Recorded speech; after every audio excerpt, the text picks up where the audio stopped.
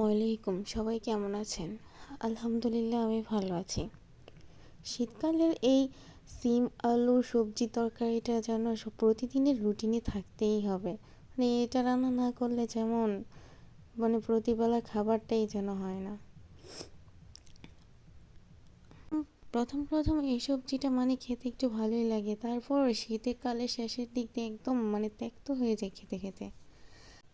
আমি এখানে প্রথম পরিমাণ মতো তেল দিয়ে তারপর পেঁয়াজ কুচি করে দিয়েছি।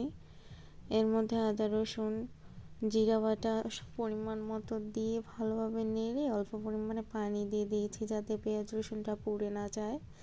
তারপর এর মধ্যে হলুদ গুঁড়া মরিচের গুঁড়া দিয়ে আমি মশলাটা কষিয়ে নেব একটু সামান্য পরিমাণে। তার মধ্যে এর মধ্যে একে একে আমি ফুলকপি সিম আলু দিয়ে দেব, দিয়ে ভালোভাবে মশলার সাথে মিশিয়ে নেব। মিশিয়ে এটা অনেকক্ষণ জাল করে কষিয়ে নেব।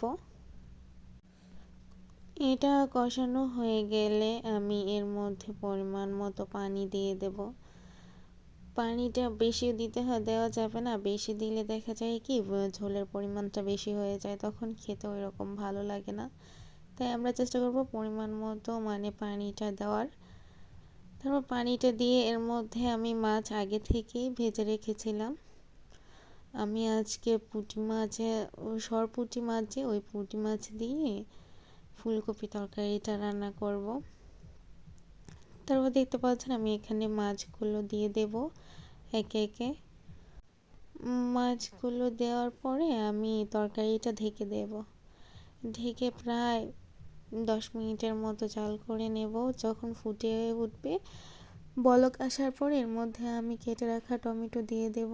টমেটোটা দেওয়ার পর আবার ঢেকে দেব। ঢেকে দেওয়ার পরে তরকারিটা নামানোর আগ মুহূর্তে আমি এর মধ্যে ধনেপাতা দিয়ে দেব। ধনেপাতা দিয়ে একটা বলক আনার পরে আমি তরকারিটা নামিয়ে নেব। এই সামান্য উপকরণেই আমি ফুলকপি তরকারিটা রান্না করে থাকি বাসায়।